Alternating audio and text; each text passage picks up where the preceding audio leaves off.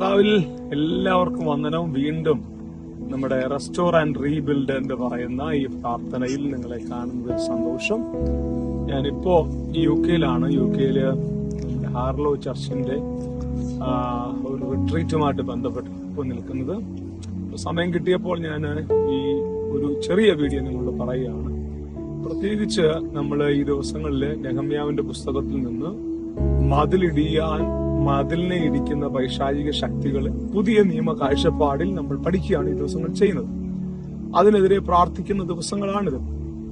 കൊരിന്ത്യ സഭ എന്ന് പറയുമ്പോൾ അതൊരു മൾട്ടി കൾച്ചറൽ ചർച്ചായിരുന്നു. അന്നത്തെ ആ കാലഘട്ടത്തിലെ ഒരു മെട്രോപൊളിറ്റൻ സിറ്റിയിലായിരുന്നു ആ കൊരിന്ത്യൻ ചർച്ച് നിന്നത്. അതുകൊണ്ട് തന്നെ ഒത്തിരി യൂണിവേഴ്സിറ്റികൾ, ഒരുപാട് ബിസിനസ് സെന്ററുകൾ ഒക്കെ ഉള്ള ഒരു സെന്ററിലായിരുന്നു പൗലോസ് തന്റെ സഭ സ്ഥാപിച്ചത്.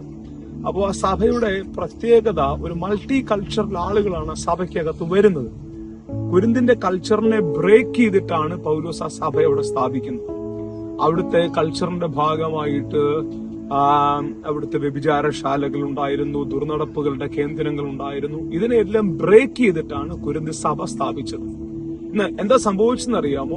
രക്ഷിക്കപ്പെട്ടു എന്ന് പറഞ്ഞ ആ കൂട്ടായ്മ, കൃപാവരങ്ങളെ യൂസ് ചെയ്യുന്നു പറഞ്ഞ ആ കൂട്ടായ്മ കുറച്ചു കഴിഞ്ഞപ്പോൾ അവരുടെ ആത്മീക ജീവിതത്തെ സൂക്ഷിക്കാത്തത് കൊണ്ട് അവർ എന്ത് കൾച്ചറിനെ ബ്രേക്ക് ചെയ്തിട്ടാണോ ചർച്ച് തുടങ്ങിയത്, ആ കൾച്ചർ പതിയെ ചർച്ചിനകത്ത് കയറാൻ തുടങ്ങി.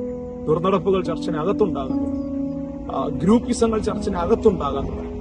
അപ്പോൾ നിങ്ങൾ രക്ഷിക്കപ്പെട്ടു എന്ന് പറഞ്ഞ് നിങ്ങളുടെ ജീവിതത്തെ നിസ്സാരമായി കാണാതെ, രക്ഷയുടെ 3 കാലഘട്ടങ്ങൾ, രക്ഷിക്കപ്പെട്ടു, രക്ഷിക്കപ്പെട്ടുകൊണ്ടേയിരിക്കുന്നു, രക്ഷിക്കപ്പെടും.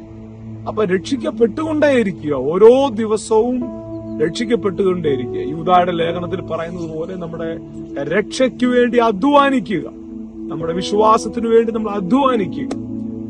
ഈ ദിവസങ്ങളിൽ നിങ്ങൾ പ്രാർത്ഥിക്കുമ്പോൾ പ്രാർത്ഥിക്കേണ്ട പ്രധാനപ്പെട്ട ഒരു കാര്യം, അലസമായ ക്രിസ്തീയ ജീവിതത്തിൽ കൂടെ നമ്മൾ ഒരു സമയത്ത് ജയിച്ച പാപങ്ങൾ വീണ്ടും അതിന് അഡിക്റ്റ് ആയി പോകാതിരിക്കാൻ, ഒരു സമയത്ത് നമ്മൾ രക്ഷപ്പെട്ട പ്രശ്നങ്ങളിൽ വീണ്ടും നമ്മൾ കുരുങ്ങിപ്പോകാതിരിക്കാൻ ഈ ദിവസങ്ങൾ ദൈവസഭ പ്രാർത്ഥിക്കണം. നാം പൊളിച്ചതൊന്നും വീണ്ടും പണിയുന്നവരായി തീരാതിരിക്കുവാൻ പരിശുദ്ധാത്മാവ് നിങ്ങളെ സഹായിക്കട്ടെ.